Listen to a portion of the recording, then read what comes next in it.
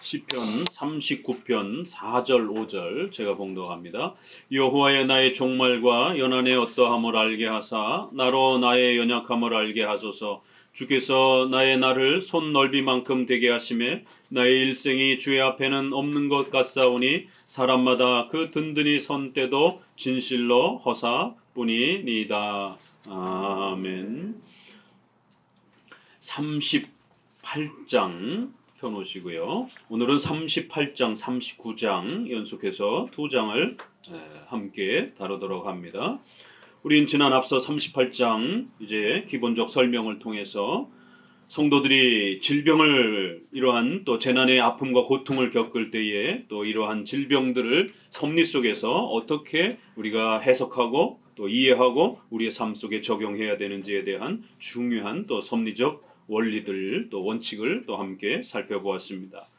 항상 양극단을 조심하셔야 된다라고 말씀을 드렸습니다. 성도들이 가장 큰 위험과 어려움을 시험을 겪는 경우는 바로 이렇게 육신의 고통과 질병을 겪을 때에 성도들의 신앙이 곤두박질치며 또 시험에 들기도 하고 신앙이 망가지기도 하는 극단으로 치우치고 또 이단에 빠지기도 하는 이러한 아주 위험한 때가 바로 질병이 찾아올 때입니다. 그럴 때에 이 질병의 이 문제는 원인과 결과, 질병을 모두 죄에서부터 그렇게 출발하면서 원인을 찾는 이런 극단적인 그러한 형태로 인과론을 적용하면 안 된다라고 말씀을 드렸습니다. 어떤 죄들은 분명히 우리의 죄 때문에 찾아오기도 하지만 그렇다고 해서 모든 그러한 질병들을 무조건 다 죄로부터 그렇게 이끌어내는 것은 극단적이고 또 지나친 이러한 또 적용임을 명심하셔야 됩니다. 일반 철학에도 그렇고 기독교뿐만 아니라 불교나 유교의 이러한 여러 가지 윤회론이라든가 또 이런 부정탄다라고 하는 이러한 일반 개념 아래에서도 또 기독교 안에도 많은 또 그러한 극단적인 또 이러한 경건주의나 또 다양한 이러한 모습들이 한 개인의 그러한 아픔과 이러한 질병을 특정한 그러한 죄 때문에 이렇게 찾아오는 것처럼 지나치게 정죄하는 그러한 방식으로 접근하는 이러한 극단적 인과론은 항상 조심하셔야 됩니다. 또 그렇다고 반대로 오늘날 이러한 근대 문명의 이러한 우리 사회 속에서 하나님의 통치와 다스림, 하나님의 징계로부터 사회적 재난과 또 개인의 질병이 분명히 찾아올 수 있음에도 불구하고 그런 하나님의 징계와 책망을 다 무시하고 제거하고 그저 우연적으로 그저 과학적으로 의학적으로 그저 질병의 바이러스의 창궐 정도로 이렇게 적용하면서 하나님의 징계를 바라보지 않도록 못하도록 그렇게 하는 또 극단적인 이러한 이성주의, 극단적인 이런 합리주의, 과학주의 이러한 부분들을 또 항상 조심하셔야 됩니다. 우리 개혁주의는 네 가지의 그러한 섭리 통치의 원리 아래서 선별적으로 적용하는 그러한 방식이다라고 말씀을 드렸습니다. 자신의 죄 때문에 또 그 다음에 사탄의 공격 때문에 그리고 또 하나님께서 우리를 성화시키기 위한 훈련의 차원에서 그리고 네 번째는 하나님의 영광을 위하여 또 그렇게 우리에게 가르쳐 주시고 드러내지 않는 방식으로 특별한 신비로운 하나님의 계획과 목적 속에서도 그렇게 하나님의 영광을 목적으로도 일어난다라고 말씀을 드렸습니다.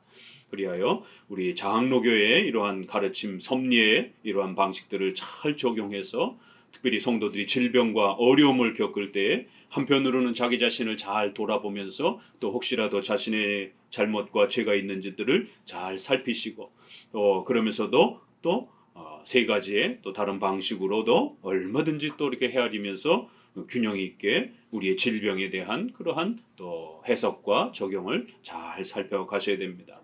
개인의 질병이란 앞서 말씀드린 것처럼 아담의 범죄 때문에 모든 그러한 전 인류가 함께 고통받는 그러한 공통적인 그러한 질병과 재난도 있는 것입니다. 또 환경 오염이라든가 기후 오염이라든가 이런 다양한 여러 가지 때문에 질병이 또 그렇게 공통적으로 찾아오기도 하는 것입니다. 또 많은 부분에 있어서 개인의 또 그러한 나태함과 또 이러한 운동 부족이라든가 또 이러한 여러 가지 생활 습관이라든가 또 이러한 다양한 또 원인 때문에 질병이 찾아오기도 하는 것입니다. 그렇기 때문에 무조건 죄로 연결해가지고 그렇게 질병을 해석하면 안 되는 것입니다.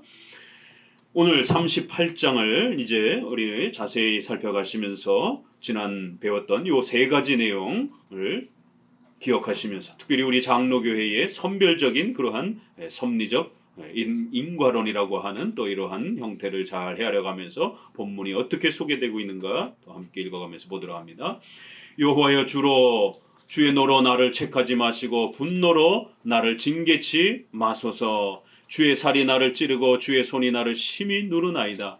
주의 진노로 인하여 내 살에 성한 곳이 없사오며 나의 죄로 인하여 내 뼈에 평안함이 없나이다. 내 죄악이 내 머리에 넘쳐서 무거운 짐 같으니 감당할 수 없나이다. 이렇게 질병의 이러한 고통과 아픔을 하나님께 강렬하게 호소하면서 자신의 이러한 질병과 아픔이 그저 우연히 찾아온 것이 아니라 아니면 그런 여러 가지 바이러스나 이러한 일반적인 그러한 모습으로 찾아온 것이 아니라 내 죄악 때문에 찾아왔다라고 이렇게 분명히 또 어떤 경우들은 우리가 범죄하면 하나님께서 질병의 고통과 아픔을 통해서 우리를 징계하시는 그런 면이 있다라고 분명히 소개합니다. 내 뼈에 평안함이 없을 정도로 뼈마디가 쑤시고 아프다라고 이렇게 표현을 합니다. 바로 나의 죄로 인하여 이런 일이 벌어졌다 이렇게 표현합니다.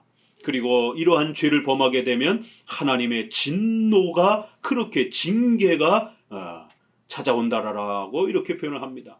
주님의 살이 나를 찌르고 주의 화살이 나를 찌르며 고통스럽게 그렇게 화살에 맞은 것처럼 이렇게 표현하면서 하나님의 징계와 채찍이 얼마나 아프고 고통스러운 것인지를 이렇게 표현합니다.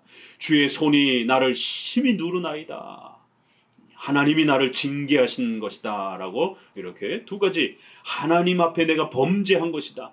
그래서 그 범죄함 때문에 하나님이 나를 징계하고 계시다라는 것을 분명히 또 질병과 관련해서 하나님의 손길로부터 우리가 책망을 받는다는 것을 또 이렇게 분명히 드러내고 있습니다. 성도들이 그러기 때문에 십계명과 관련하여 범죄하는 것을 늘 두려워하고 하나님 앞에 또 조심하셔야 되는 것입니다. 한두 번 범죄했다고 아무런 일이 또 이렇게 안 일어난다라고 해서 만만하게 생각하고 또 괜찮다라고 이렇게 생각하고 소홀해지면 안 됩니다. 하나님은 공의로우신 분이기 때문에 잘한 것과 잘못한 것을 충분히 살펴서 징계도 또 그 수위와 정도를 조절하십니다. 그렇기 때문에 성도들이 한 번 잘못했다고 해서 바로 이렇게 질병이 찾아오는 건 아닙니다. 그러나 계속 회개하지 아니하고 계속 쌓게 되면 언젠가는 가벼운 질병에서부터 또 어떤 경우는 생사를 걸어야 하는 정말 목숨을 걸어야 되는 그런 심각한 질병이 또 찾아오기도 한다라는 것이 또 예기치 못한 그런 사고와 재난을 통해서 목숨이 위태로운 정말 이렇게 중환자실의 문턱 앞에서 하나님 앞에서 이것은 내가 범죄하여 하나님이 나를 징계하신 것이다라고 하는 그런 고백이 절로 나올 정도로 그렇게 중환자실의 문턱 앞에서 배워야 되는 그런 시간이 올 수도 있다라는 거예요. 그렇기 때문에 제발 중환자실 앞에서 배우려고 하지 마시고 그 중환자실 문턱 앞에서 한 발짝만 더 들어가면 중환자실에 누우셔야 되는 거예요. 중환자실에 그 문턱에서 배우려고 하지 마시고 멀리서 중환자실 멀리서 평상시에 이렇게 혹시라도 잘못한 것이 있는지 또 경건 생활에 게으름이 있는지 이런 부분들을 돌아보면서 또 주일 성수에 흐트러짐이 있는지 이런 기본적인 십계명의 기본적인 부분들을 신앙윤리와 또 일반 생활윤리들을 이것은 엑스레이입니다. 10가지 많지도 않잖아요. 그래서 어떤 문제가 찾아오게 되면 이 10가지를 엑스레이를 우리의 경건의 삶의 신앙에 그대로 비춰 보이시면 되는 겁니다. 그래서 여러분이 특별히 1계명과 관련해서 2계명과 관련해서 우리 성도들은 대부분 이 4계명에 많이 걸리죠. 그래서 주일 성수와 관련해서 이 1, 2, 3이 다 주일 성수로 다 압축되어 있습니다. 그래서 주일 성수와 관련해서 특별하게 그렇게 어떤 문제가 발생되고 있지 않은지에 대해서 충분히 헤아리는 겁니다. 그리고 나머지는 5, 6, 7, 8과 관련해서 특별한 어떤 심각한 범죄함이 없었는지에 대해서 잘 살펴보시면 되는 것입니다. 그리하여 하나님의 징계와 하나님의 활 쏘시는 하나님의 손이 누르시는 하나님의 진노로 내 살이 성한 곳이 하나도 없을 정도로, 이게 어디 가벼운 표현들입니까? 살점 하나가 성한 곳이 없을 정도로 그렇게 하나님의 진노로 인하여 내 뼈마디 한마디가 다 어그러지는 것 같은 그런 고통을 겪고 있다라는 것이, 지금 여기에서 지금 탄식하고 고통을 호소하는 이 표현 한마디가 뼈가 녹고 살이 떨어져 나가는 그런 고통을 겪고 있다라고 이렇게 표현하는 겁니다. 이 가벼운 고통이 아닙니다. 어마어마한 질병의 아픔을 겪고 있는 것을 봅니다. 대부분 특별히 이러한 저자의 어떤 그 표시가 나와 있지 않으면 거의 시편은 80% 90%가 다 다윗이 작성한 것입니다. 이렇게 다윗의 구약에 가장 훌륭하다라고 하는 이 왕조차도 이렇게 또 때로는 실수하고 경건에 흐트러지고 또 이렇게 죄를 범했을 때에 하나님 앞에 이런 징계를 받았다라고 이렇게 표현하는 거예요. 하나님의 징계는 무섭습니다. 우리가 무슨 죄를 무슨 짓을 다 해도 다 괜찮은 것처럼 이렇게 기독교 신앙을 이해하면 안 됩니다. 하나님의 은혜는 전폭적이고 무한하고 영원하시지만 그 하나님이 우리를 삶 속에서 성화로 징계하실 때는 히브리서 12장처럼 회초리를 들고 그렇게 무섭게 징계하여 우리가 죄로 다가서지 못하도록 징계하신다라고 이렇게 책망합니다. 그렇기 때문에 하나님 앞에 범죄하는 그러한 죄들을 가벼이 생각하시면 안 되고 늘 두렵고 떨림으로 살펴 헤아려 보셔야 됩니다. 5절 함께 읽어봅니다. 내 성처가 썩어 악취가 나오니 나의 우매한 연고로소이다. 내가 아프고 심히 구부러졌으며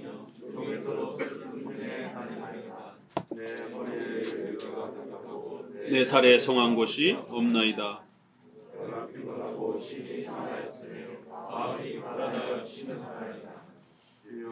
나의 모든 소원이 주의 앞에 있사오며 나의 탄식이 주의 앞에 감추이지 아니하나이다. 내 심장이 뛰고 내 기력이 쇠하여 내 눈의 빛도 나를 떠났나이다. 5절부터는 그 하나님의 진노와 징계가 뼈마디가 아프고 살이 찢어지는 듯한 그 고통의 아픔이 어떠한 것인지를 더 상세히 풀어 설명하기 시작합니다.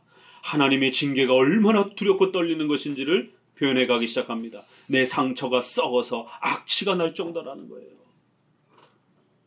나의 우매하고 어리석음 때문에 십계명의 이 소중한 하나님의 말씀들을 무시하고 함부로 여겼다가 십계명의 이러한 하나님의 뜻을 어겼다가 결국 이런 일들을 겪게 되었다라는 거예요.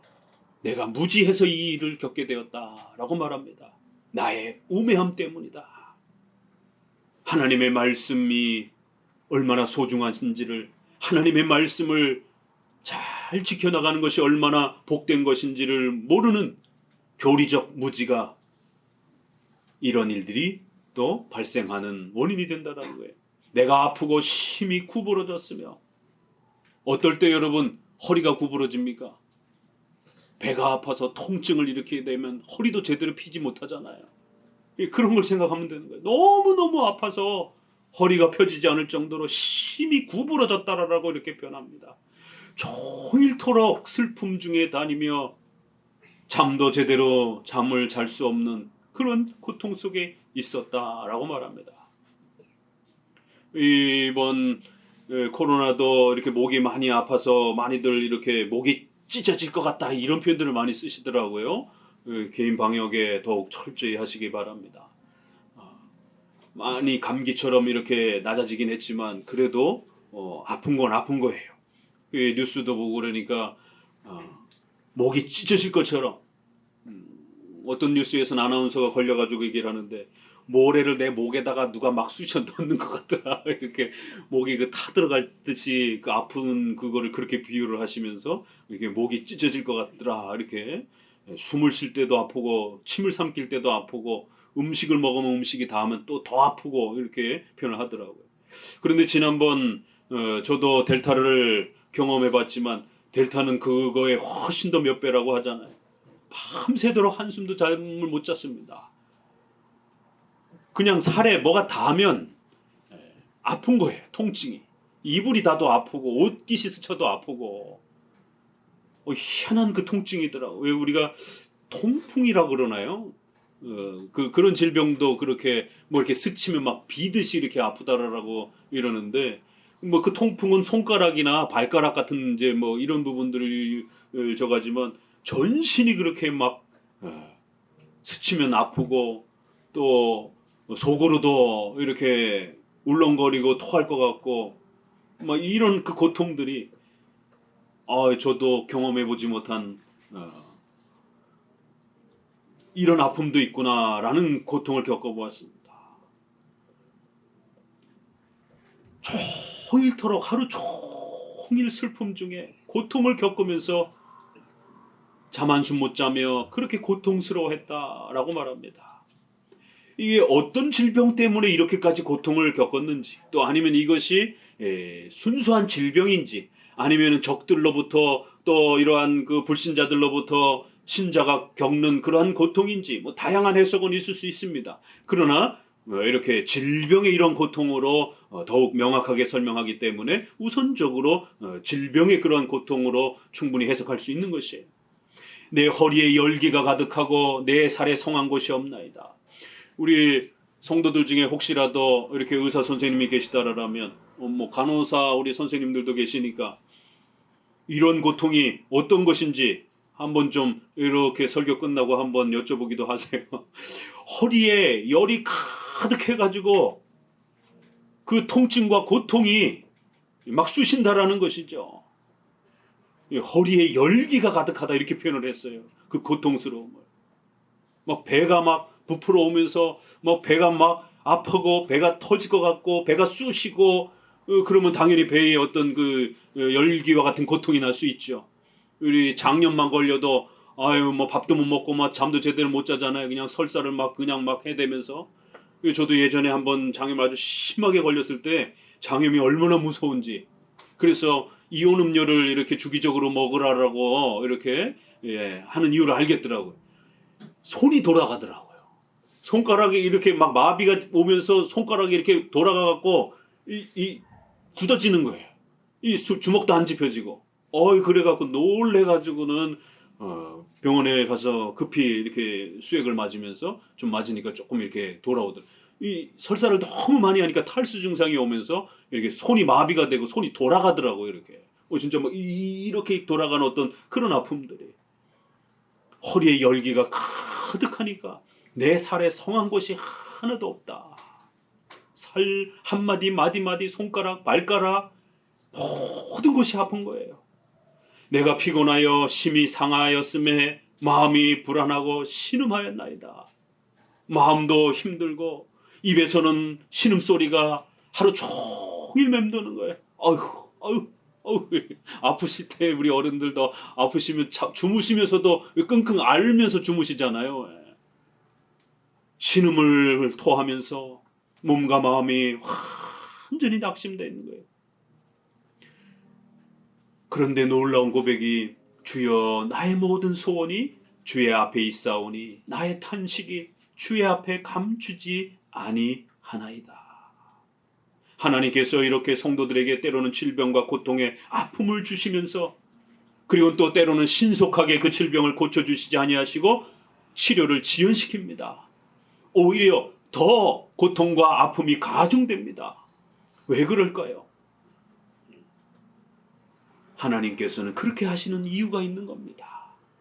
한편으로는 우리의 죄를 책망하시기 위함이고 또 그러면서도 그 죄로부터 우리가 멀어지도록 은혜를 베푸시는 방식이기도 하고 또 하나님의 도움으로만 우리가 살 수밖에 없다라고 하는 하나님을 의지하고 살아야 된다라고 하는 강력한 또 신앙의 마음을 더 강하게 만들어 주시기 위한 여러 목적을 가지고 또 그 정도와 시간을 조절해 가시는 것이, 특별히 하나님의 도우심이 아니고는, 하나님의 통치와 다스림이 아니고는 우리가 1분 1초도 살 수가 없다라고 하는 이 섭리신앙, 하나님이 온 우주 만물을 다스리신다라는 것, 여러분의 자고 깨고 살아가는 숨쉬며 모든 것을 하나님이 통치하신다라는 것, 하나님이 도와주시지 않으면 절대로 한순간도 살 수 없다라는 것을 고백하고 깨달을 때까지. 우리 다니엘서 수요일날 지금 배우고 있잖아요. 하나님이 주시고 낮추시기도 하시는 절대 주권의 통치와 다스림을 깨달을 때까지 낮추시는 거예요. 내 힘으로 살 수 있는 것처럼, 내 건강과 내 지식과 내 돈으로 내 힘으로 살 수 있는 것처럼, 그렇게 거만한 마음들이 우리 안에 가득 차 있을 때 그걸 끊어내기 위하여 하나님은 이런 질병의 고통과 아픔을 사용하신다는 거예요. 그래서 9절에 나의 모든 소원이 빨리 낫기를 원합니다. 제발 좀 이 질병 좀 없었으면 좋겠습니다 라고 가면 기복주의가 되는 거예요. 그런데 9절은 나의 모든 소원이, 당연히 인간이기 때문에 우리가 질병의 치료를 기도할 수 있습니다. 그러나 언제 나야 될지, 얼마큼 회복돼야 될지, 어떤 방식으로 회복이 돼야 될지 분명히 우리의 소원이 있지만, 그러나 그 모든 소원이 내가 원하는 때, 내가 원하는 방법으로, 내가 원하는 만큼이 아닙니다. 이렇게 끌고 가면 기복주의가 되는 거예요. 그 모든 나의 소원이 주님 앞에 맡기겠습니다. 이제 이런 구절을 읽으면서 이런 구절이 섭리에 대한 아주 깊은 고백이다라는 게 들어오셔야 돼요. 여러분 혼자 성경을 읽을 때도 목사님이 이제 그걸 도와주는 겁니다. 왜 이런 표현이 섭리교리로 돌아가는지, 섭리교리에는 어떤 표현들이 담겨 있는 것인지, 이렇게 성경과 교리를 왔다 갔다 하면서 여러분이 성경을 읽을 때도 그렇게 교리를 쫓아가면서 읽을 수 있도록 도와주는 겁니다. 나의 모든 소원이 지금 빨리 낫기를, 빨리 회복되기를 얼마나 기다리고 바라겠습니까? 그 고통이 하루하루 지속되는 것 자체가 너무 힘든데 지금 당장이라도 빨리 낫기를 얼마나 바라고 원하겠습니까? 그럼에도 주님 앞에 그 모든 때와 방법을 하나님 앞에, 하나님께, 하나님의 섭리에 두겠다라는 거예요. 이러한 구절을 읽을 때 우리 종교개혁자들이 이 구절을 어떻게 읽었느냐면 코람데오, 하나님 앞에서 아무도 없어도 하나님이 모든 세상을 감찰하시고 우리의 마음까지 들여다보고 계시는 그 절대전능하신 하나님 앞에서 우리는 살아간다라고 하는. 그래서 왕의 어떤 협박 때문에, 또 어떤 돈의 어떤 그 욕심 때문에, 또 세상 사람들의 눈치 때문에 하는 것이 아니라 하나님 앞에서 하나님이 보고 계신다라고 하는 그러한 마음 아래에서 늘 신앙과 삶을 살고자 할 때 라틴어를 따라 코람데오, 하나님 앞에서. 우리가 종교개혁의 표어가 오직 믿음으로, 오직 성경, 이런 5대 솔라가 있죠. 거기에 하나가 더 있습니다. 코람데오라고 하는, 오직 하나님 앞에서. 그래서 6대 솔라라고도 이렇게 표현합니다. 요 코람데오는 장로교인들이 가장 또 즐겨 사용했던 그런 표현입니다. 우리가 살고 죽는 모든 것 하나님의 뜻에 맡기겠다라는 거예요.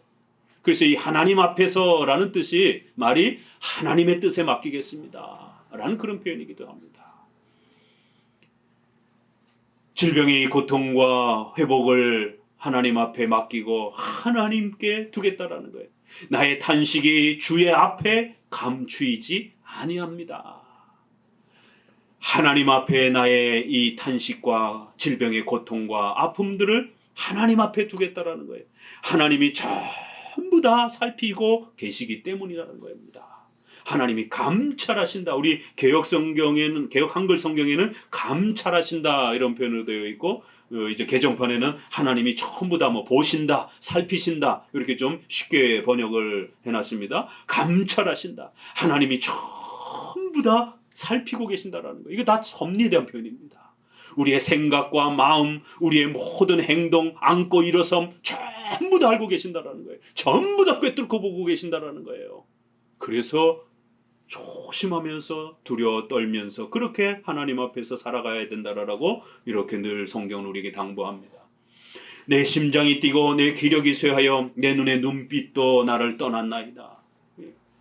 너무너무 아프니까 눈빛도 흐려지고 기력을 잃게 된다 라고 말합니다. 자, 그런데 이제 더 심한 고통이 쫓아오는데요. 11절 읽어봅니다. 나의 사랑하는 자와 나의 친구들이 나의 상처를 멀리하고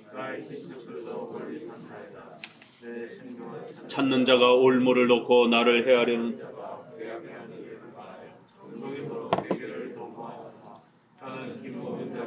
듣지 아니하고 벙어리같이 못하는 자 같아서 입에는 변박함이 없나이다. 여호와여 내가 주를 바라싸우니 이제 두 번째 더 큰 고통이 가중되는데요. 이제는 지금까지는 내 자신의 질병과 아픔과 고통이었지만 11절에는 하나님께서 우리가 섭리신앙을 배울 때까지 내 자신의 힘으로 살 수 있는 것처럼 내 돈으로 살 수 있는 것처럼 이렇게 자꾸 고집을 피우려면 하나님이 우리의 그 악한 마음을 끊어내기 위하여 나의 사랑하는 자와 나의 친구들이 나의 적들이 되도록 그렇게 뒤바꿔 버린다라는 거예요. 나의 상처를 멀리하고 나의 친척들도 멀리 섰나이다. 복음서에도 집안 식구가 원순이라 이런 말씀들이 있습니다. 집안에 더더욱이나 불신앙을 갖고 있는 사람들은 더 신자인 성도들을 아무리 가족이라 할지라도 신앙이 맞지 아니하면 핍박하기 시작합니다. 조롱하기 시작합니다. 너는 뭐 맨날 그렇게 교회를 가느냐? 가족이 중요해? 교회가 중요해? 맨날 이런 조롱 섞인 그런 말들이 유독 더 세게 이렇게 고통을 당하도록 가장 사랑하는 자와 친구와 친척들까지 성도의 고통과 아픔을 조롱하면서 너가 믿는 하나님이 왜 안 고쳐주는 거야 도대체? 하나님은 전능하시다며 이러한 조롱을 듣게 됩니다. 저희 아버님도 불신앙이 계셨을 때 제가 20대 때에 폐로 아파서 병원에 입원했을 때 아버님도 조롱을 해요.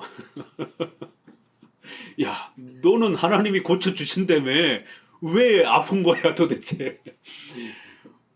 불신앙을 갖고 있는 불신자인 부모님 입장에서는 이해가 안 되는 거죠. 너는 전능하신 하나님을 믿는다며 왜 안 고쳐주는 거야? 그래서 화가 나가지고 20대의 원인 모를 그러한 폐결핵이 찾아와가지고 죽다 살았습니다. 저도 합병증까지 와서 그 물이 폐에 차기 시작하는 우리가 간경화가 심해지게 되면 점점 해서 이렇게 간암, 간경화 이런 부분들이 이렇게 막 한꺼번에 막 다 같이 연결되기도 하잖아요. 이 간경화가 심해지게 되면 그 간경화에서 물이 차가지고 복수가 차면 배가 푸르륵해가지고 거기에 이제 바이러스들이 생기면서 그 바이러스가 뇌로 올라가면 이제 죽는 거예요. 그 폐결핵으로도 많이 죽기도 하지만 폐결핵에 합병증이 나면 이제 물이 차기 시작하고 폐에 물이 차면 숨을 못 쉬는 겁니다. 그래서 물을 못 빼주면 즉사합니다.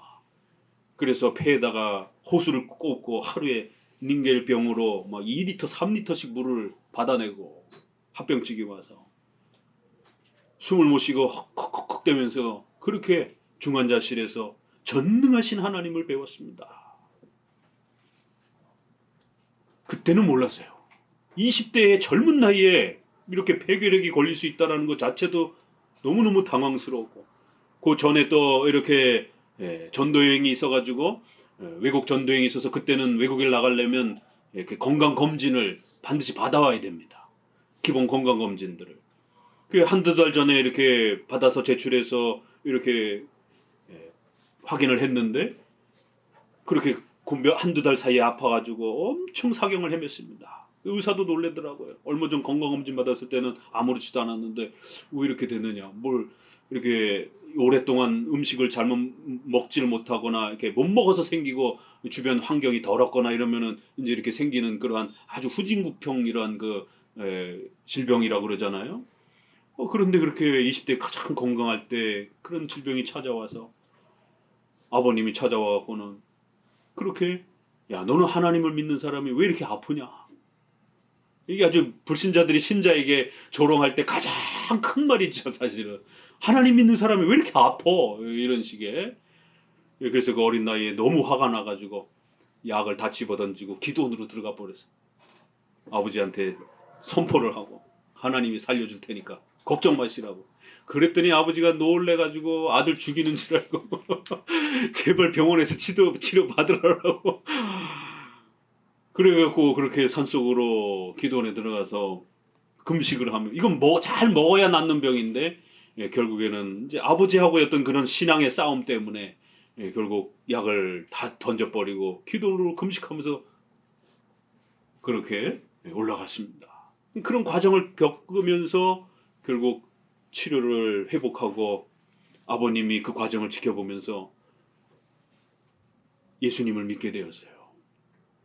그 아버지하고 산이 죽느니 막 옥신각신하다가 결국에는 또 너무 부모님한테 어려움을 줄 수는 없으니까 그 어린 나이에 그럼 좋습니다. 제가 우리 다니엘서의 음식 저항처럼 한 일주일 동안만 그렇게 제 나름대로 하나님 앞에 의지하면서 음식 조절하면서 제가 약을 끊고 기도하면서 하나님에게 치료를 구하겠습니다. 그래도 낫지 않으면 병원 치료하겠다라고. 어린 마음에 어떻게 그런 마음들이 생겼는지. 그래서 아버지가 그럼 좋다. 그럼 그 일주일 지나면 반드시 병원에 와야 된다. 이렇게 서로 약속을 해서 한 일주일을 기도하면서 정말 사경을 헤매며 하나님 앞에 살려달라고. 그 한 일주일 지나고 나서 병원에 엑스레이를 찍으니까 조금 돌아왔어요. 그래서 의사 선생님은 약을 잘 먹었군요. 그러면서 더 잘 먹고 음식도 잘 먹으라라고. 아버지하고 저는 아는 거죠. 어떤 일이 있었는지.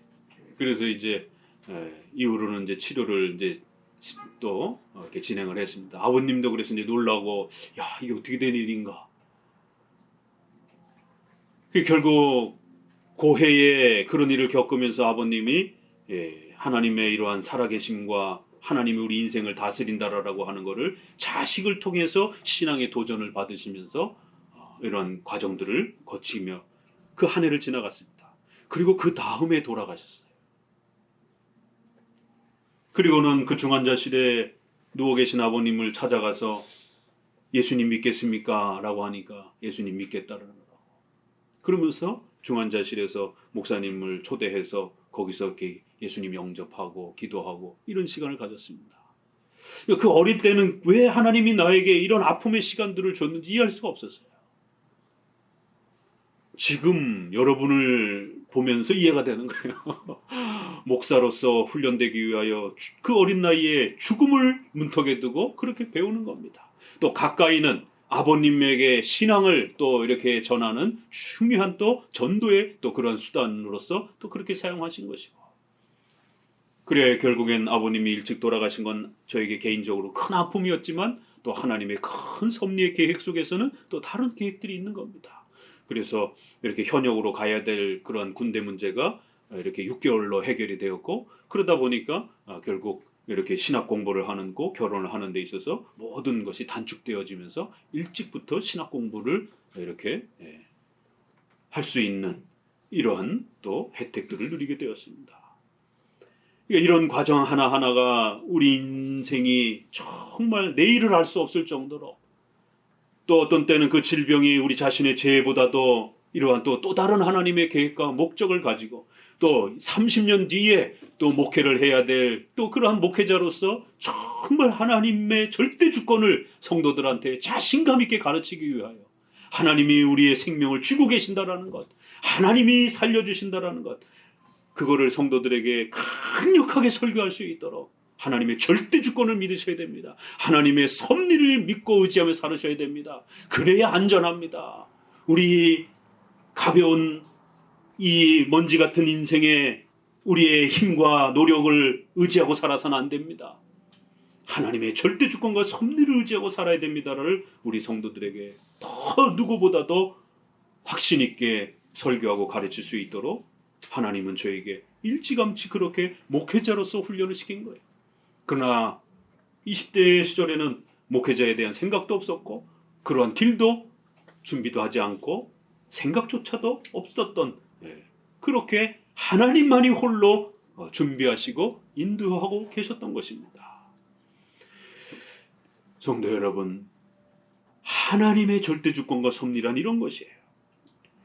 때로는 우리의 가족들조차도 이해하지 못해서 우리 자신이 하나님만 의지하고 살아야 된다라고 하는 이 철저한 섭리신앙을 배울 때까지 나의 친척과 나의 사랑하는 친구들조차도 나를 멀리하고 그렇게 우리 성도들이 홀로 남도록 하나님을 훈련시키는 때가 있다라는 거예요. 또 더 나아가서는 내 생명을 찾는 자가 올무를 놓고 나를 해하려고, 또 불신자들과 악한 자들이 우리 성도들을 또 망가뜨리려고 올무를 놓고 함정을 놓고 괴롭히는, 종일토록 그렇게 계계를 놓고 도모하며 악한 꾀를 내는 이런 고통을 또 겪기도 한다라는 거예요. 나는 귀머거리 같은 자가 되고 벙어리같이 입을 열지 아니하며 나는 듣지도 못한 자 같아서 입에는 변박할, 변호할, 변증할, 핑계댈 말도 없다라는 거예요. 이게 다 섭리와 관련된 말입니다.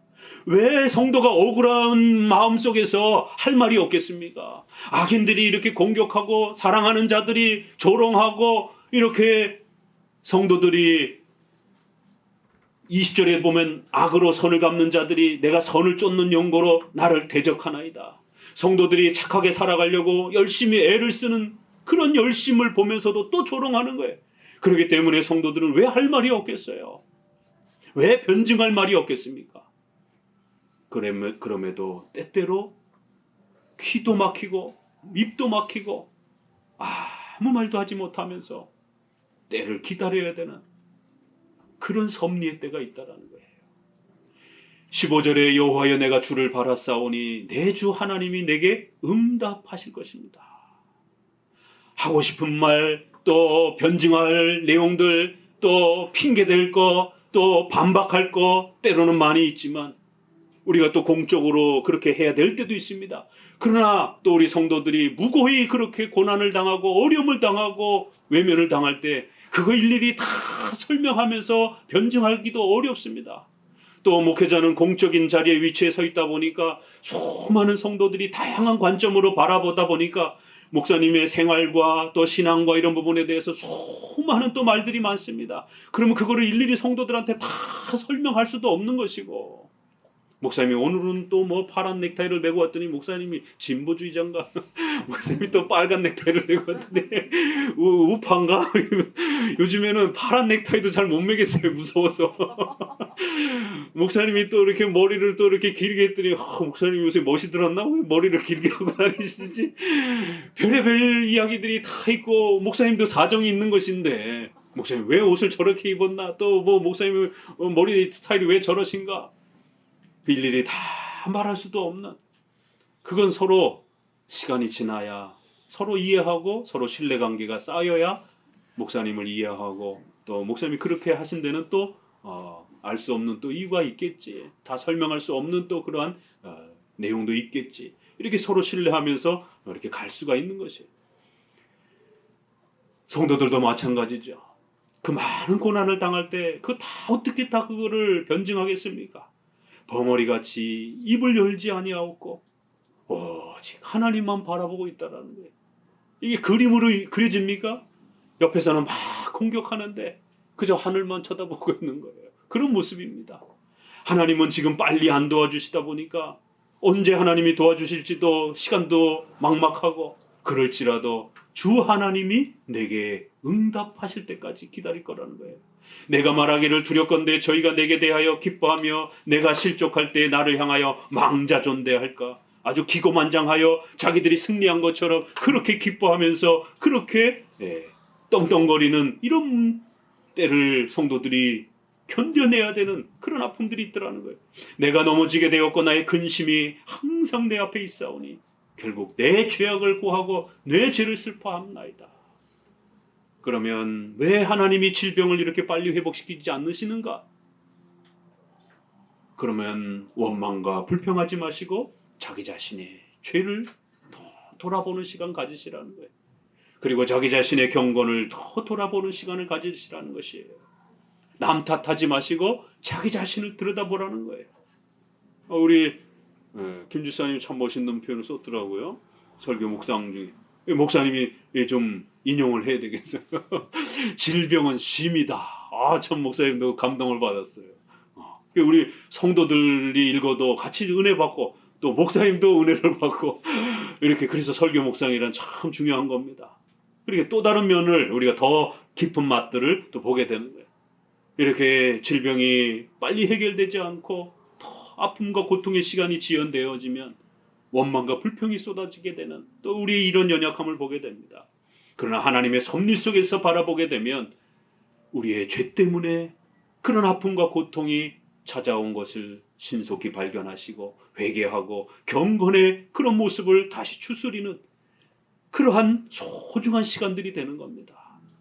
그러면서 육체적으로도 몸을 돌볼 수 있는 시간도 갖기도 하고 우리의 흐트러져 있는 경건의 마음들을 다시 추스릴 수 있는 그러한 쉼, 영적인 쉼이 되기도 하고 육신의 그러한 쉼이 되기도 하고 여러모로 하나님은 또 귀한 목적으로 그렇게 질병을 지연시키는 겁니다. 질병의 치유를 회복시키는 것이에요. 단지 치료가 늦어진다고 해서 원망할 문제가 아닙니다. 거기엔 또 더 깊은 하나님의 배려와 뜻이 있는 것이에요. 하나님 자신을 더 깊이 묵상할 수 있는 그런 시간들을 갖게 되는 것입니다. 내 죄를 슬퍼하며 아파하며 하나님을 바라볼 뿐입니다. 내 원수가 활발하고 강하고 무리하게 나를 미워하는 자가 무수하며 또 악으로 선을 갚는 자들이 내가 선을 쫓는 연고로 더 나를 괴롭히고 그러나 21절 결론을 읽읍시다. 여호와여 나를 버리지 마소서 나의 하나님이여 나를 멀리하지 마소서 속히 나를 도우소서 주 나의 구원이시여 나를 버리지 마옵소서. 버려질 것 같은 이 고통스러움을 겪고 있으면서도 하나님이 나를 버리지 않을 것이다라고 하는 하나님이여 나를 멀리하지 마옵소서. 이 다 섭리랑 관련된 표현들이에요. 이런 것들이 마치 질병을 겪고 있을 때는 하나님 앞에 버림받은 것처럼 하나님이 나를 안 도와주시는 것처럼 그러니까 다윗도 이렇게까지 고백을 하는 거예요. 그럼에도 불구하고 하나님을 향하여 나의 하나님이다 이렇게 고백하는 거예요. 이 표현만 뒷구절만 보게 되면 마치 하나님이 버린 것처럼 이렇게 느껴질 수 있지만 그러한 상태를 이야기하는 것이지 진짜로 하나님이 버렸다라는 그런 표현이 아닙니다. 오히려 그런 고통과 절망의 이런 상황처럼 보여지는 그 속에서도 나의 하나님, 나의 구원자여, 나를 도우실 자시여 라고 바라보는 것이에요. 이것이 섭리신앙인 것입니다. 자, 39장도 계속 봅니다. 내가 말하기를 나의 행위를 조심하여 내 혀로 범죄치 아니하리니 악인이 내 앞에 있을 때에 내가 내 입에 자갈을 먹이리라 하였도다. 우리 37장 1절에 행악자를 인하여 불평하지 말며 불의를 행하는 자를 인하여 투기하지 말지니라. 이 신적 정의의 문제는 우리의 인간의 이러한 질병과도 연결이 됩니다. 왜냐하면 하나님께서 왜 우리에게 이런 질병의 고통을 주시는가? 왜 우리에게 이런 아픔을 주시는가? 왜 이 아픔이 빨리 해결되지 않는가? 왜 이 땅에 이렇게 악이 창궐한가? 왜 이 땅에 악이 이렇게 신속하게 빨리 심판으로 해결되지 않는가? 이렇게 다 신적 정의에 대한 그런 문제입니다. 그래서 우리가 지금 후반부에서는 신적 정의에 대한 문제를 배워가면서 그 속에서 우리의 죄와 관련된 질병과 죄와 관련된 문제, 또 사탄의 이러한 폭행과 악함에 대한 문제, 인류의 그런 죄악에 대한 문제, 이런 부분들을 섭리 속에서 어떻게 바라봐야 되는지들을 신정론을 그 큰 틀에서 지금 하나씩 세부적으로 질병과 관련해서 또 인류의 죄와 관련해서 이렇게 또 보고 있는 겁니다. 이게 다 신적 정의에 대한 그 신정론에 대한 문제입니다. 그래야 39장에도 내 앞에 악인이 있다라는 거예요. 그럼에도 불구하고 내 입에 자갈을 물려놓고 제갈 말을 몰 때 말의 입에다가 이 재갈을 물려놓잖아요. 이 재갈이라고도 번역해도 되고 우리 한글 번역에는 사실 이게 더 센 번역이에요. 자갈을 입에다가 콱 물려놓고 함부로 말하지 못하도록, 함부로 원망과 불평하지 못하도록 하나님이 우리 입에다가 자갈을 콱 물려놓고 우리의 질병의 고통과 아픔 속에서, 또 세상의 이런 죄악의 창궐함 가운데서, 또 이번 지난주에 우크라이나의 이러한 그 전쟁의 이런 또 고통을 보면서 2차 세계대전 이후에 현대의 역사 속에 7, 80년 만에 이 국가 대 국가의 전쟁을 보면서 우리는 3차 대전을 또 걱정하는 이런 심각한 일들이 벌어졌습니다. 인류 사회는 이렇게 전쟁과 서로를 죽이는 고통들이 끊임없이 반복되고 있습니다. 전염병의 재앙과 재난들이 끊임없이 발생되고 있습니다. 또 우리 성도들의 개인의 그런 질병과 고통으로 고통스러워합니다. 하나님은 선하신 하나님인가? 하나님의 정의는 어디 갔는가? 이런 질문들을 인간은 쏟아내게 되는 것이에요. 그래서 신적 정의의 문제를 성경을 통해서 잘 이해하고 배워야만이 원망과 불평이 안 나오게 된다는 겁니다.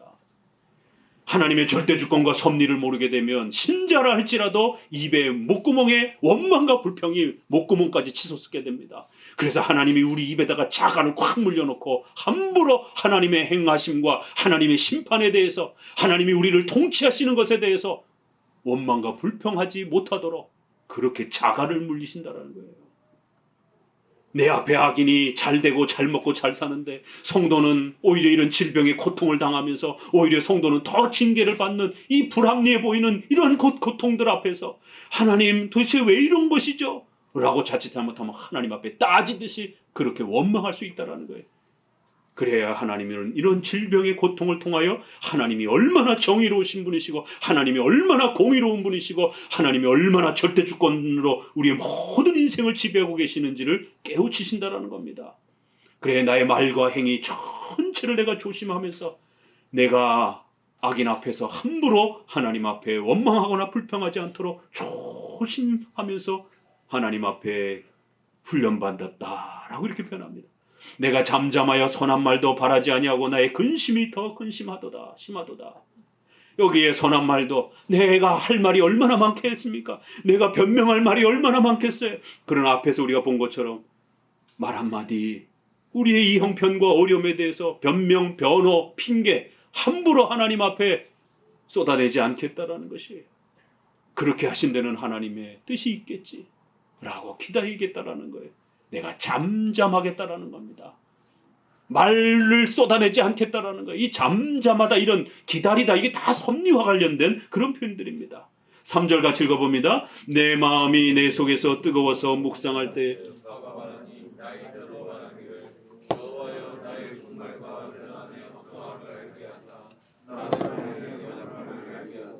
주께서 나의 날을 손넓이만큼 되게 하시매 나의 일생이 주의 앞에는 없는 것 같사오니 주의 앞에는 없는 것 같.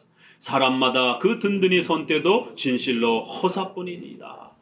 자, 이제 성도가 이 질병과 고통 앞에서, 또 때로는 이러한 우리가 이해할 수 없는 수많은 재난과 고통 앞에서 하나님의 위대한 절대주권과 섭리의 통치를 어떻게 배우게 되었는지를 이렇게 고백합니다. 내 마음이 이제는 막 너무 괴롭고 속이 상해서 이 전쟁을 보면서 얼마나 또 그 고통받는 우크라이나 백성들과 또 거기에 기독교인들을, 선교사들을 생각하면 저도 너무 속이 상하고 마음이 아파옵니다. 내가 묵상할 때에 화가 바랍니다. 마음속에 부글부글 끓는 거예요. 이러한 해결되지 않는 이러한 아픔과 어려움들을 보면서 왜 하나님께서는 이런 문제들을 빨리 해결해 주시지 않을까? 결국 우리 안에 하나님의 주권과 섭리를 모르게 되면 분노와 원망이 마음속에서 부글부글 끓는 거예요. 그러다가 말이 쏟아져 나오는 거예요. 나의 혀로 말하기를 여호와여, 도대체 이게 어떻게 된 겁니까?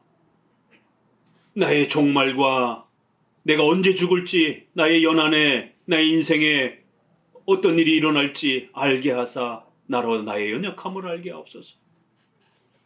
하나님의 섭리에 대한 고백과 탄식이 함께 쏟아져 나옵니다. 하나님, 이렇게 고통과 아픔이 지속되면 하나님, 언제 죽을지 알려주십시오. 죽을 것 같습니다.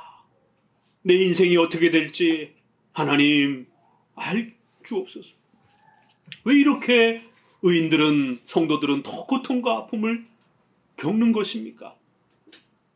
하나님 앞에 따지듯이 한편으로는 쏟아져 나오면서도, 또 그러면서도 또 한편으로는 하나님, 나의 연약함을, 나의 부족함을 알게 해 주옵소서. 우리가 38절에는 나의 죄 때문입니다 라고 이렇게 돌아오듯이, 때로는 우리도 인간이기 때문에 이해가 되지 않을 때는 하나님 앞에 따지듯이 또 묻기도 하고, 또 때로는 서운하다라고 하나님 앞에 고백하기도 하고 그러는 거예요. 그런 과정들을 통해서 또 배워가는 겁니다. 그러면서 신속히 하나님 앞에 섭리로 돌아오는 거예요. 나의 연약함이 결국 문제입니다. 내 부족함과 연약함 때문입니다. 5절, 주께서 나의 날을 손넓이만큼 되게 하시매. 자, 우리의 인생이 얼마나 부족하고 연약한지, 하나님의 절대 주권을 제대로 이해하지 못했을 때에 우리 인생이 얼마나 참혹하고 비참한 것인지 이렇게 멋있게 표현했습니다. 여러분, 섭리를 모르고 살아가는 인생이 얼마나 비참하고 연약한지 손바닥 수준밖에 안 된다는 거예요. 우리 한국 문화에는 불교가 이렇게 문화적으로 많다 보니까 부처님 손바닥이다 이런 표현을 많이 쓰잖아요. 우리 기독교인은 하나님 손바닥 이렇게 표현을 해야 돼요. 우리의 인생은 하나님의 손바닥 안에 다 있다 이렇게 표현하는 겁니다. 우리 인생을 하나님의, 우리 이 손바닥 넓이만큼 요 정도밖에 안 된다라는 거예요. 대단하고 세상 권세를 다 가진 왕들과 위정자들이, 또 세상의 최고의 부자들이 온 세상을 떵떵거리는 것처럼 천년만년을 살 것처럼 떵떵거리지만 요 손바닥 한 넓이만큼, 요만큼밖에도 안 된다라는 거예요. 인생이 뭘 까부냐라는 거예요. 하나님 앞에 우리의 인생은 요만큼도 안 된다라는 거예요. 거만해하지 말라라는 겁니다.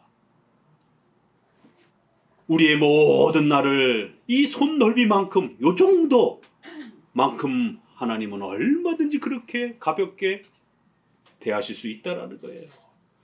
나의 일생이 주의 앞에는, 뒷구절은 더 심하죠. 없는 것 같이, 먼지처럼, 우리의 인생이 먼지처럼, 흙처럼, 아무것도 아닌 것처럼 그렇게 대하실 수 있다라는 겁니다. 하나님을 신뢰하고 경외하지 않고 하나님의 통치를 의지하고 살지 않는 이런 불신앙적인 인생들은 하나님 앞에 우리 인생이 손바닥 넓이만큼 밖에도 되지도 않는 아주 그렇게 짧고 연약한 인생처럼 그렇게 하나님 앞에서는 평가되는 거예요. 먼지처럼 그렇게 취급되어지는 거예요. 사람마다 그 든든히 선 때도 진실로 허사뿐입니다. 그렇게 돈이 많고 그렇게 똑똑하고 권세가 많습니까? 든든히 선 때도 허사뿐이라는 거예요. 하나님께서 그 생명을 거둬가시게 되면 끝이라는 겁니다. 6절, 진실로 각 사람은 그림자같이 다니고 헛된 일에 분효하며 재물을 쌓으나 누가 취할지 아무도 알지 못한다라는 거예요. 한마디 한마디 보세요. 그림자 같다라고 이렇게 표현합니다. 또 하나님의 절대 주권과 섭리를 의지하지 못하고 모르는 이런 연약한 인생, 불쌍한 인생들은 아무리 떵떵거려도 그림자 같은 그런 인생이라는 거예요. 헛된 일에 우왕좌왕하는 그런 인생이라는 거예요. 재물을 잔뜩 쌓아놓고 돈이면 다 돼, 뭐든지 다 할 수 있어, 이 인생이 제일 위험한 겁니다. 세상 사람들은 돈이면 다 된다라고 하는, 거기에서 폭력적인 행동들이 나오는 거예요. 사람들 깔보고 막대하고 온갖 죄들을 범죄하고, 그렇기 때문에 그 돈을 벌기 위해서 수단과 방법을 가리지 아니하고 사람들을 해치면서 그렇게 돈이면 다 되는 것처럼, 그러나 돈으로 다 되지 않습니다. 돈으로는 100평, 200평짜리 타운하우스를, 펜트하우스를 사서 수많은 사람들을 부리면서 그렇게 호화로운 음식을 먹을 수는 있어요.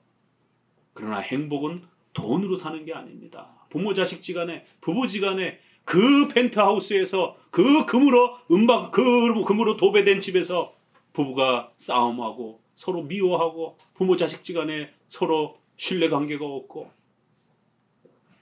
그럼 지옥과 같은 삶입니다. 돈으로는 얼마든지 넓은 집은 살 수 있지만 돈으로 행복을 살 수 있는 게 아닙니다. 부부지간에, 부모자식지간에 목숨을 걸고 서로 사랑하고 아끼고 서로를 애틋하게 그렇게 보다듬고 감싸는 것은 돈으로 되는 문제가 아니에요. 그런데 세상 사람들은 돈이면 다 되는 줄 알아요. 성경은 재물을 잔뜩 쌓아놓고, 그렇지만 그 재물을 본인이 쓰지도 못한다라는 거예요. 누가 그 돈을 쓸지 다른 사람이 오히려 쓰더라는 거예요. 인생이 이렇더라는 겁니다. 본인은 죽기 살기로 돈을 벌어놨는데 결국 그 돈은 자식이 쓰는 거예요. 본인은 한 푼도 쓰지 못하고, 그런 경우도 허다하고, 또 딴 사람이 쓰기도 하고. 7절 주여 내가 무엇을 바라리요. 이 7절 중요합니다. 결론입니다. 같이 읽어봅니다. 주여 내가 무엇을 바라리요. 나의 소망은 주께 있나이다. 나를 모든 죄가에서 건지시며 내가 잠잠하고 입을 열지 아니하면 주께서 이를 행하신 연고니이다. 39장에서는 섭리에 대한 표현이 어떻게 나옵니까? 결국 이렇게 고통과 아픔을 겪게 하신 것은 하나님께서 바로 이 다윗에게 인생이 얼마나 연약한지, 손바닥 넓이만큼도 되지 않는 먼지 같은 아무것도 아닌 이러한 인생임을 깨닫고 내 힘으로 살 수 없다라는 것, 돈으로 절대로 안 된다라는 것, 인간의 공로와 힘으로 우리 인생을 절대로 살 수 없다라는 것을 깨달을 때까지 우리에게 때로는 질병의 고통과 아픔을 주기도 하고 재난을 통해서 우리 인생이 얼마나 부족하고 연약한지를 깨닫게 하시더라는 거예요. 성도 여러분, 저도 처음 겪었지만 대부분 분들이 다 처음 겪었을 것입니다. 우리는 지난 3년 동안 이런 보이지도 않는 이 작은 바이러스 하나 때문에 우리 인생 전체가, 인류 문명 전체가 스톱될 수 있다는 것을, 달나라를 우주를 왔다 갔다 하는 이 최첨단 문명사회 속에서 눈에 보이지도 않는 이 바이러스 하나 때문에 전 세계가 중단되어 버리는 인생이 얼마나 연약한지를 3년 동안 우리는 두려움과 눈물로 배운 거예요. 이건 엄청난 교훈의 시간들입니다. 이 시간들을 잊어서는 안 되는 것입니다. 돈으로 다 된다고 생각하지 마세요. 건강으로 다 된다고 생각하지 마세요. 건강도 하나님이 주셔야 되는 거예요. 돈도 하나님이 주셔야 되는 거예요. 우리의 삶의 행복도 하나님이 주셔야만이 우리가 누릴 수 있는 겁니다.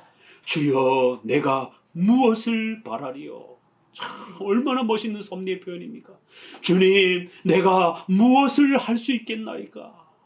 우리 인생이 하나님이 도와주지 않는다라면 하나님의 절대 주권과 섭리를 떠나서 과연 우리가 뭘 할 수 있겠습니까?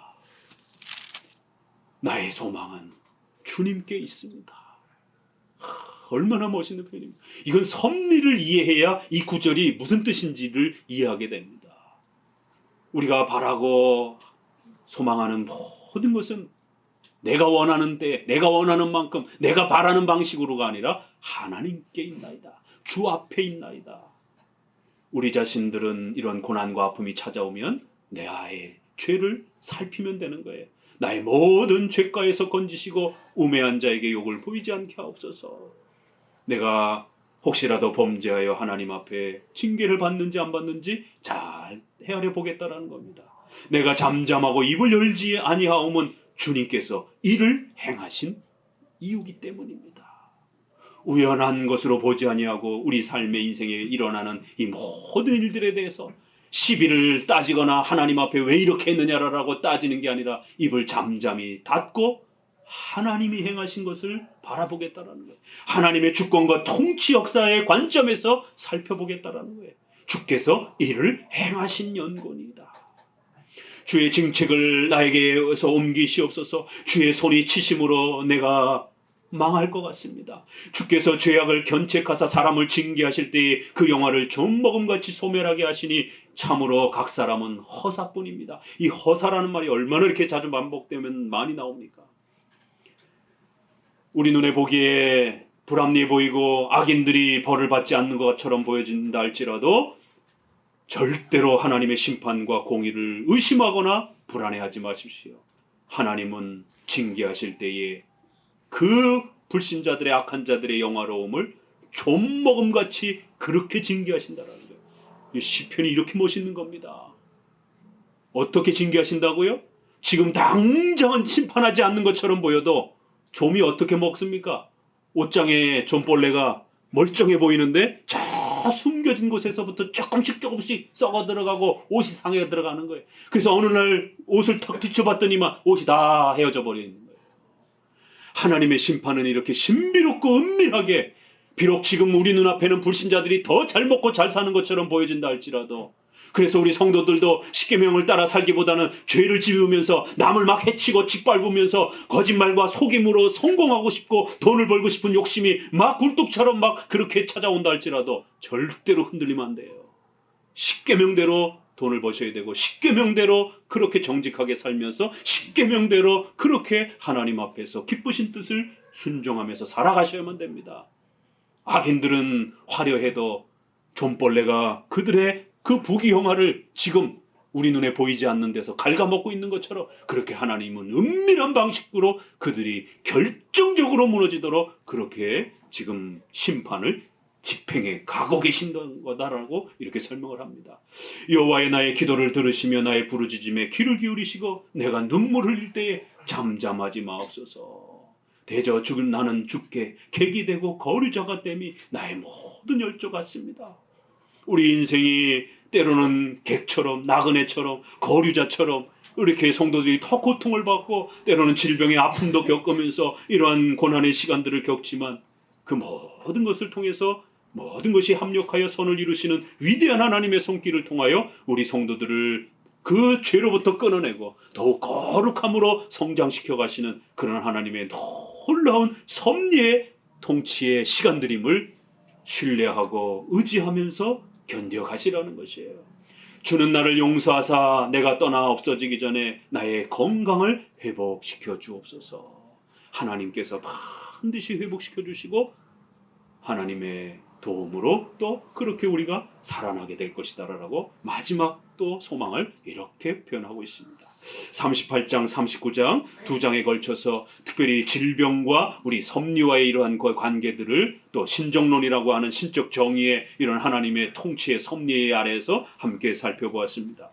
분명히 우리 성도들이 죄를 범하면 하나님은 또 엄중하게 징계할 때에 질병을 사용하셔서 그렇게 또 우리를 낮추시고 훈련시키기도 합니다. 그래서 두렵고 떨림으로 늘 주의하면서 살아가셔야 돼요. 또 그러나 또 한편으로는 그 모든 질병을 너무 지나치게 극단적으로 그렇게 죄로 이렇게 끌어오셔서는 안 되고, 또 사탄의 공격 때문에 또 때로는 우리가 훈련받기 위해서, 큰 사람으로 쓰임받기 위해서 그렇게 훈련의 차원에서, 또 때로는 하나님의 거대한 계획 속에서 또 이렇게 진행되는 줄 알고 또 섭리 안에서 그 질병의 시간들을 잘 견디며 이겨가시기를 주의 말씀으로 권면을 드립니다. 기도합니다.